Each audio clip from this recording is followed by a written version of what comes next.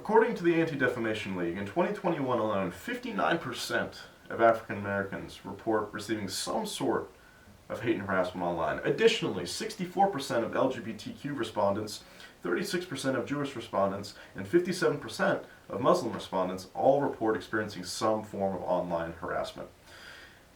The presence of social media in our everyday world is more significant than ever. Even those who choose to remain off the platforms completely are constantly reminded of their presence through mainstream news or just through their local communities. While the various platforms bolster different features and market themselves to different demographics, they all retain one specific ability, and that is for its users to remain potentially, if they so choose, completely anonymous while using their platform.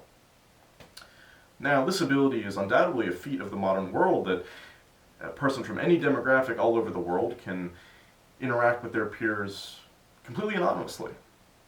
However, this is extremely consequential in some cases. According to a study published by the National Institute of Health, this growing trend of interacting with each other while being completely anonymous has only contributed to harassment online, because it is perceived that there are absolutely zero consequences for doing this, because, well, if they don't know who you are, what is there to do?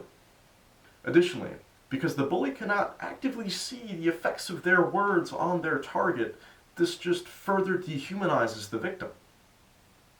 Additionally, these platforms allow for groups of like-minded individuals who wish to spread hate online the space to connect and organize themselves.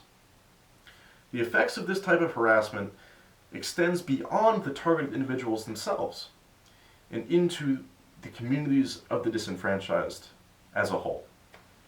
This is because the behavior works to silence the voices of these communities, preventing them from discussing problems with individuals who may be completely unaware that would be willing to help, or informing just other citizens in general, thus slowing down any sort of progress. Now that we have identified the specific problems at hand, let's review some possible solutions. To make a significant change to this problem, it is abundantly clear that more government intervention is required. When left to deal with these problems as they wish and on their own, it's abundantly clear that social media companies fall way short of the bar. One of the primary things preventing further government intervention is Section 230 of the Communications Decency Act. This law was passed in 1996, long before the rise of all of these social media conglomerates. It essentially allows these companies to be shielded from the liability of what their users post. According to the University of Houston, the modification of Section 230 is pivotal in the pursuit of further government intervention. But what can we do about it? Well, like almost any other issue in our country, the biggest influence we can have is through our vote. So I encourage all of you to stay informed on the topic. This is a big issue, and like you, many of our local and state representatives are just as concerned with it as you are. Additionally, something that is often overlooked or completely ignored is the ability to report posts, comments, or even entire accounts.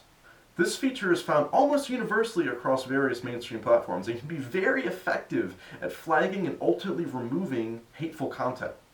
It is also made to be very convenient, as on most platforms it will take at most only 2 taps of your finger to complete a report. While this may seem extremely insignificant or just mundane or useless, it may make a real difference for someone. And for a tiny fraction of time out of your day, personally, I would take that gamble. With that being said, I'm going to turn this over to Quinn, and he's going to wrap this whole thing up for you. Thank you very much.